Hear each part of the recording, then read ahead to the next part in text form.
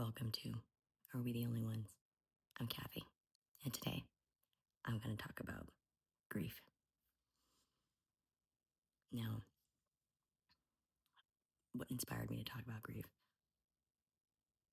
Anderson Cooper has a podcast called Is That All There Is?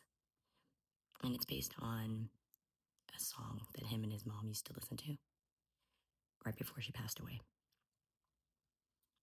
Like in her coming moments, in her coming days before she passed away, they were listening to that song. And a couple of reasons why that moved me was because Anderson Cooper's mom, Gloria Vanderbilt, was a former fashion designer, very famous for Gloria Vanderbilt jeans. What a lot of people don't know about her was that she also had a wedding dress line. And I actually ended up getting married in a Gloria Vanderbilt wedding gown after I designed my own dress, but it was just a little too sexy. The one that I designed was just a little too sexy. So I ended up going to the store and getting a Gloria Vanderbilt strapless A-line tulle underlay wedding gown. One of the things that I happen to understand about grief that a lot of people don't is that I've gone through two of the most extreme, actually 4 extreme deaths. 2 were my own children in utero, and 2 were the 2 most important matriarchs in my life. And prior to that, I had 2 suicides in my life of people that were parental figures that were very important to me. So I was 11, I believe, the first time that I experienced suicide in my life. And I remember not really being able to grieve that properly because my mom, it was one of her really good friends who had started out being a client. And this woman was, I used to babysit for her. And she taught me about like empowering yourself to like keep the money for yourself. I used to for some reason like give all my money to my parents that I would like earn. I don't know why. It was just like something, they didn't tell me to do it. I just did it. But when I babysat for her, I told her, oh, just give the money to my mom. And she was like, absolutely not. This is your money. You earned this money. This is your money. And that was never just something that was like imparted on me. So I was kind of like, oh. And it was the first moment of having like a female empowerment moment and my female autonomy from another female that was not my own mom or someone in my own family. So that made it like some kind of extra special lesson. And so when she passed because she had a brain tumor, I didn't know I was going to Great America, which is a theme park in Santa Clara, California. And then I found out later that day that was the day of her funeral. And so for some reason after that, I had this like weird connection. Like anytime somebody died, I wanted to go to like Disneyland. It was like the most like very compelling feeling. And that was like a weird connection that I'd held for a very long time.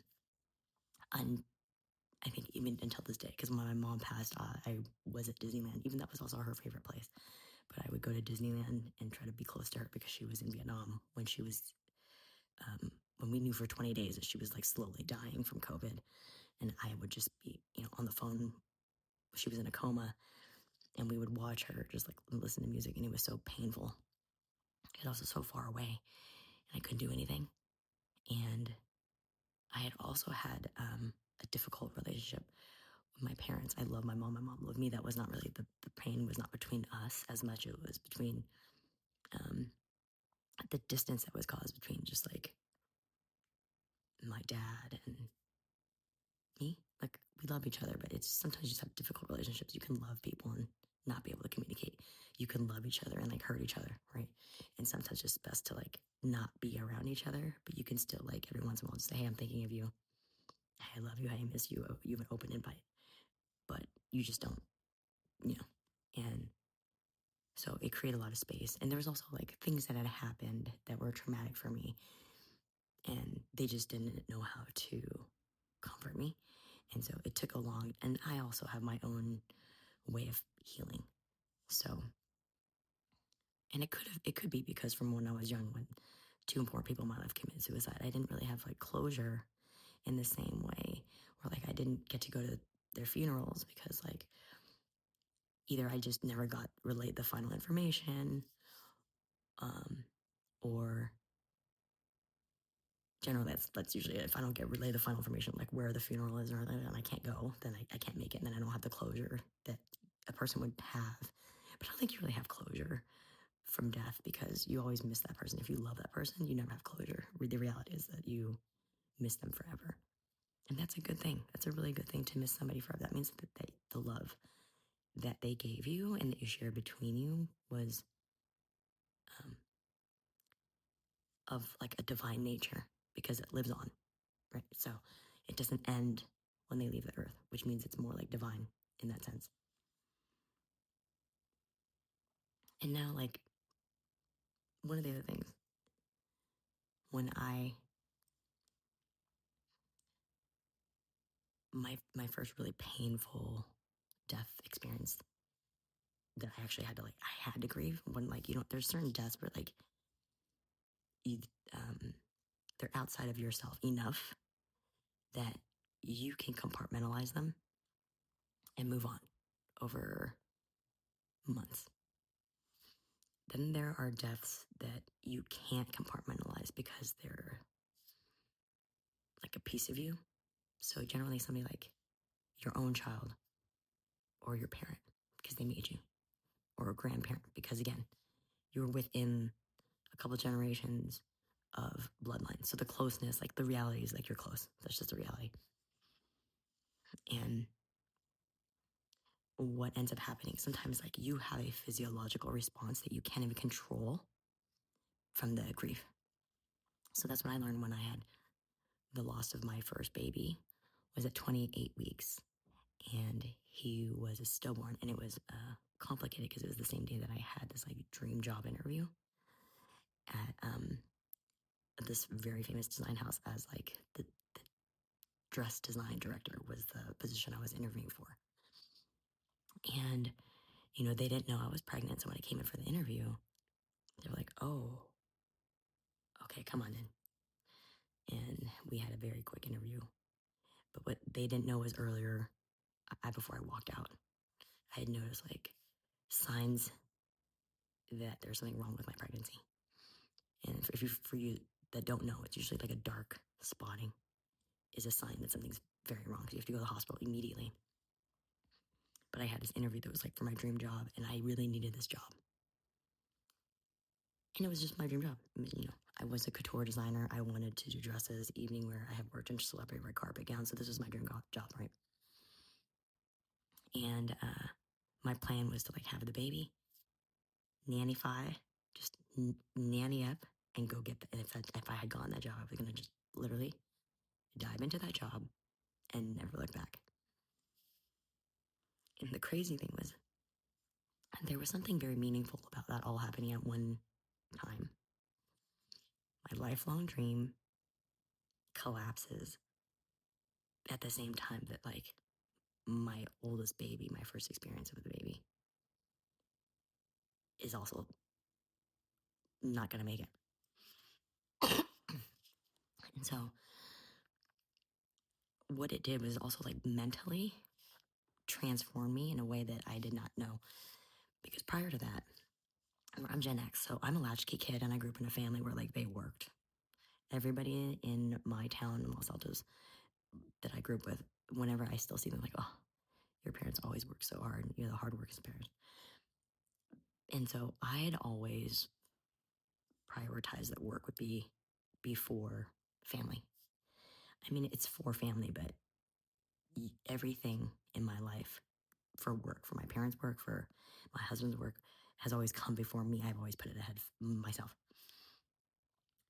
So if I have a job, I tend to also have this thing where I'm so professional, I will put it ahead of my own family. So in that moment, I realized when I had lost my baby, I'm in the hospital and I just left the interview. I'm in my interview clothes and I'm in the hospital, St. Luke's Roosevelt, New York City. And I find out that my baby doesn't have a heartbeat anymore. And I let out a scream because, of course, you're going to be sad because they can't find the heartbeat. And everybody's reacting a certain way. You can see in their faces, and they're trying to get new ultrasound machines to see if they can, maybe the machine's broken. And you're like, what?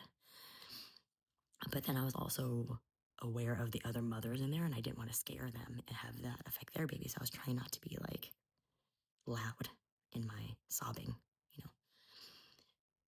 So that was fine. The first moment that I actually had to be forced to like deal with grief, like real grief. That was the beginning. That's the waterfall. My baby was 28 weeks was the day that I literally on the day of the 28th week mark, which is the beginning of the third trimester. My baby was a full baby, right? Like by 28 weeks, your baby is fully formed, and you have dreams, you have hopes, you have plans that you have to mourn, and also you have a hormonal change because you have just given birth. My milk came in after my baby had passed, and I didn't have a baby to feed, and it was very hard to go through the because you relive the birth in the room, you relive like all the little moments. But the other thing you end up reliving is basically everything you did wrong in the pregnancy. You think of everything you possibly did wrong that was the thing that could have triggered this loss, and you beat yourself up over it. And what I had to do is I had to basically say, okay, I'm going to allow myself the remainder of the time that I would have gestated my baby, which was another 3 months, to cry it all out and get it all out. And hopefully at that point, I can compartmentalize after that. I also felt like my baby was also sort of like speaking to me and saying to me, like, Mommy, I don't want you to live like this. Because I felt like having grief and living in deep grief, I mean, it was real. I couldn't really get out of it anyway, but like living in it was also like a form of penance or sacrifice, or almost like an offering to my baby to let him know how much I loved him was part of like the depth of grief that I would put myself into. Like really, I put myself into deep, deep grief. I did not leave my house for 3 months. I was in like literally shades drawn, dark, watching sad movies, watching terribly sad movies. I had a friend visit and he was just like, you've been watching this movie, you watched it twice. It was this movie about this family that had like a 28-week-old baby that was born, but he was completely had a lot of problems. And so I was watching that. My friend was like, you watch this movie back to back? He's like, you gotta stop. And that was when I was, oh, is that bad? Like I didn't know. Well, I was trying to go deep. And then I thought, okay, I have a lot of love to give. So maybe I should go volunteer at like a NICU or something. And my husband was like, no, don't do that. And I was like, what? And he's like, I don't think that's a good idea. And I was like, I have so much love to give. So it's like a different mentality, right? I don't know. Maybe I understand.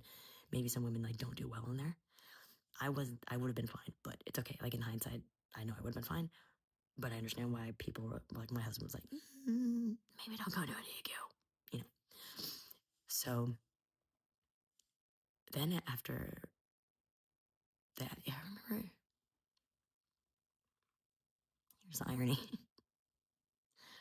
On the due date that my baby was supposed to be born, I ended up meeting with my menswear model because he was in New York for the Bravo upfronts because he was on a reality show where he became like the villain, but he was a star. And so it was an interesting distraction to have him come over and not think about it. But he had no idea. He had no idea that had happened. And so that was a very interesting kind of weird turnaround. And it was not easy. It was extremely painful. But what it also did, that particular grieving time, what was interesting to me was I had this transformation where I went from being somebody that was going to be a boss bitch that had like a corner office and it was going to be like in the fashion world in New York City. And I had that option to do again because once I lost my oldest, I could have just been childless moving forward, and I could have just gone and done that career. Because at this point I think I had just filmed my reality show. Yes, I just filmed a reality show. And so I had enough professional sort of gravitas in that moment where I could like move around into just the regular corporate fashion world and be able to like, do well. But what ended up happening was something unexpected. I ended up realizing that I really wanted to become a mom.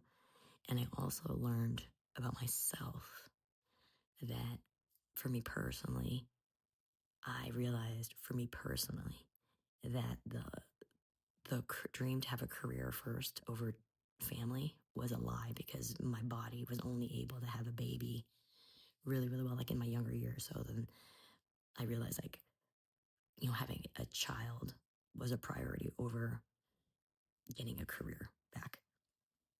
So that was not something that like in the previous 37 years, because we had waited, we were married for 13 years before we even started like getting, into the idea of getting pregnant because we're very responsible.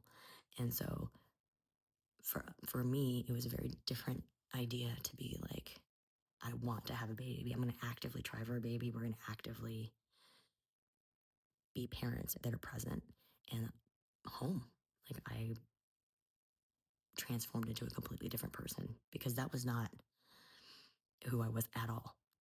And even though that I realized what I had done was, I realized I kind of like created a story in the 3 months that I was sort of like locked down, just hunkered in and just being like, all right, I'm going to think about this baby and I'm just going to think about what it all means and live in the sadness, cry it all out, get it all out. So hopefully it wouldn't trigger me when I'm not ready.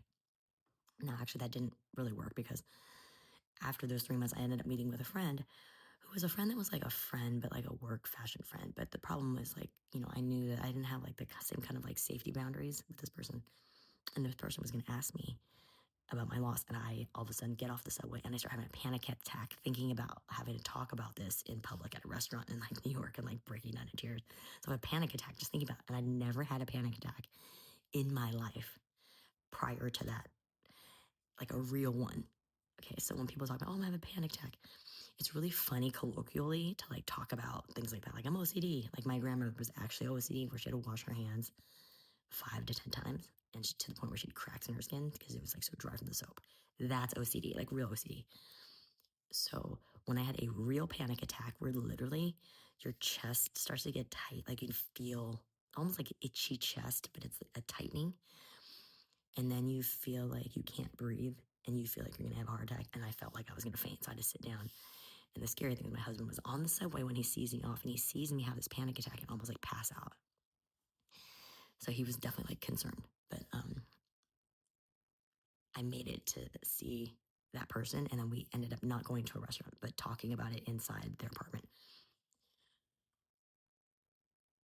So it was good in terms of learning that grief is more powerful than your own, I think, like will to pretend it's not there. You can do it for a long time, but it will like it's not like it'll like just trigger you to cry. That's not what I'm talking about. It will do something to you. It will physically stop you at some point. You will literally like I had a panic attack, like, and I tried to deal with it. And so I can only imagine what would have happened if I hadn't tried to deal with it. And then like had a panic attack with no like previous grieving would have been, I probably would have had to go to the hospital at that level. It was very intense. I have not had one since then, except for when I rode on the Avatar ride in Florida and I thought I was going to drown. I had a panic attack there on the flight of passage. Good ride, but anyway. I digress. So I ended up on Clubhouse talking about this one time, and it was a really good discussion because there was a lot of people that hadn't gone through infant loss and talked about it in this way. So that was my entree to like really grieving where you can't escape it. Like you physically cannot escape it. No, it was because he was part of me physically.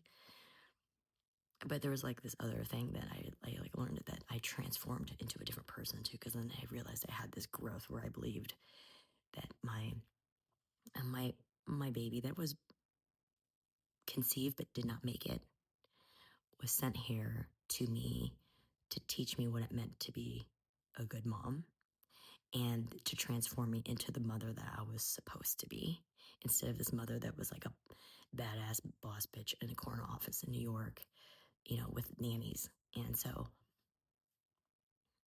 when I told the hospital provides like a counseling kind of follow up, when I told that counselor when I did the call for the follow up, I think it was like a week later, 2 weeks later, and she said I was the healthiest person that she had ever heard coming out of that situation. It was the healthiest mindset. It was the healthiest response. And so I felt like, okay, so like, it's like, I'm okay. Like I can go forward without having to necessarily go to counseling. And I didn't. But I realized later, I think it took about 2 years before I ended up so what happened was then I had my eldest was my first rainbow baby. He made it. And then my third pregnancy was a girl, and she had trisomy 13, which is the worst of the trisomies. It's like where the brain doesn't divide, the esophagus doesn't work, the lungs don't work, organs don't work, and you have like 11 fingers, 11 toes, a cleft palate, and no possible options for surgery.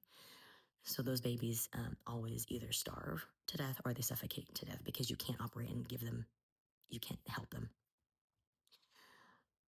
So I had put away money in my health savings account to have a private hospital room, because we had the first one where my first loss, we didn't have a private hospital room, and we had to share the room, and people were very loud, and like the curtain, that's like, they have a curtain right there. It's like literally, it's like in the difference of space in between you and the other mom is like 3 centimeters. It's like really not, so you hear everything.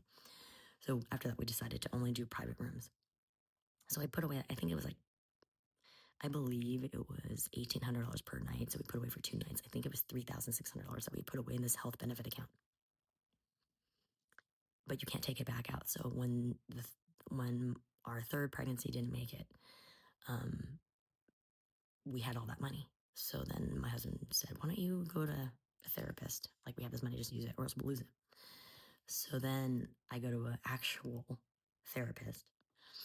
And what I found was so interesting. I only needed 1 session. I went until all the money was spent. But it was the first session that made me realize, like, okay, I definitely needed to go. And what happened was I had been carrying the weight of, what did I do wrong? How did I, what was the cause? What did I eat? Did I go in the jacuzzi? Did I go in X-ray? Did I went on a plane? Went through the X-ray? Should I have told them? All these, you run through all these things. And that day I went to therapy and I told my story about, what got me there, what happened. And I said to her, I'm happy to be medicated. Tell me what's wrong with me. I'm happy to come back and do as much as I need. How many sessions? Happy to take medication. Tell me whatever. And she said to me, oh, no, I don't. I mean, I've only had 1 session with you, but as far as I can tell, you don't need therapy. And it's weird for me to say that. So you should always, it's always like a car. Therapy is good to go an annual checkup, get a tune-up, but you don't need regular therapy based on my session with you. And I was like, okay. I'm like, do you mind if I just keep coming back until I can spend this money? And she goes, no, that's fine. Like, we can just, and I was like, okay, cool. But she's like, but you don't need regular therapy. And I was like, okay. And you definitely don't need medication. I'm like, okay, great. And when I left the threshold of that office, I literally felt this weight lift off my shoulders and like fly away. And I had looked up to heaven because I could physically feel this thing that obviously wasn't there, but I physically felt it. And I thought, oh, that's so weird. And then I realized, oh, that's what therapy's for. It's the real manifestation of that weight being lifted off of you. So you can deal with it on your own. That'll work. But there is something different about therapy, like official in the office with the doctor therapy that does something for you that you can't explain. It just happens. And I didn't necessarily even need it, but it did it and it worked for me and I thought it was good. So I highly recommend just like one session. Sometimes if you have to pay out of pocket, it's like $250 for that 1 hour. But if you have insurance, you can do it that way. But really, if you've been holding on to something, one session, it can take one session and you'll be done with it and it will be gone. And you like talk about it completely differently. It's more like you learn how to reframe. I already reframed it, so that's why they were like, oh, you know, you've already done, you've gotten to the finish line. Essentially, is what I was kind of understanding what they were trying to say. But I still could feel there was the physiological manifestation of the grief and the pain that sits on you, and then it gets removed because you went to the doctor, which makes sense. And so I highly recommend that, but also just understanding that like grief is one of those things that is one of the strongest human emotions and processes that we have. And you don't want to run from it because it's actual function that we need. Just like when we go to I know it's kind of, but like you have to sweat your toxins out. You have to go to the bathroom.